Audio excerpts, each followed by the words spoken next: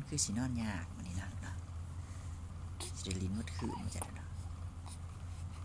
มืดคำมืดคืนนะ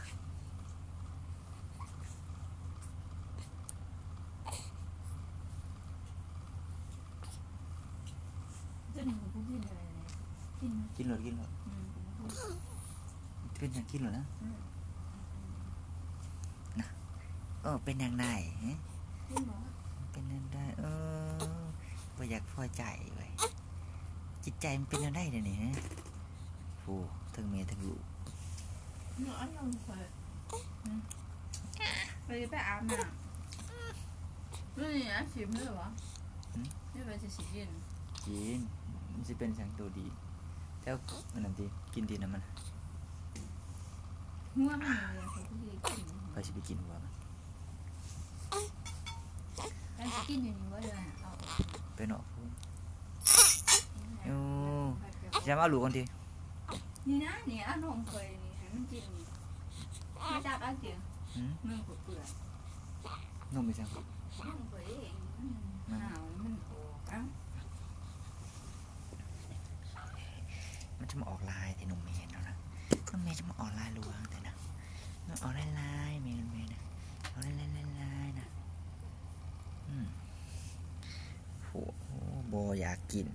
มันอยากลิ้นซื้อบ้านมันเป็นที่ตอนไหนมันชิ้นมันเหนียวค่ะมันเหนียวค่ะคือเวลาแบบนี้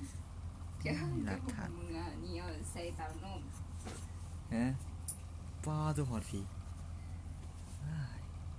ดีดอัดเต้านมมันเป็นอะไรจิตใจเนี่ยฮะจิตใจเป็นอะไรหรือตาความใสอาจจะโทษทั้งหมดที่ฉันมาโทษสู้มันเถอะทุกชุบจะได้มือหัวเปื่อนจะชุบได้จะนี่เซ็ตใส่แพร่คนเราจะสักมือนี่เซ็ตใส่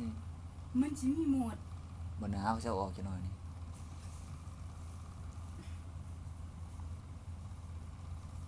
โอ้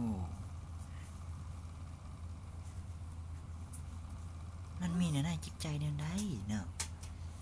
มันชิ้นมาได้บนนอนมานานลูกนี่ฮะมันเป็นอะไรหนูมันเป็นอะไร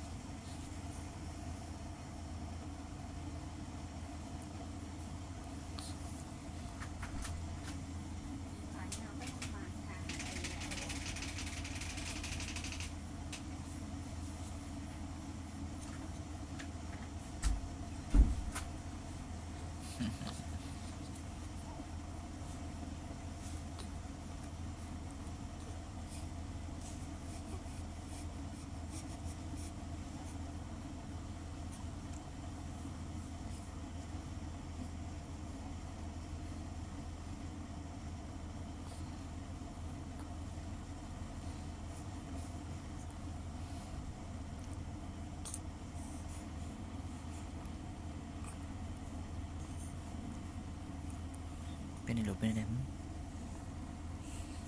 มันย่ำนอนหนาวนี่นะย่ำนอนกับมันนอนเลยนะบุญการรายการโยคะโยแข็งไอ้บ้านี่ยังปิดกันเอายังไม่ปิดอีก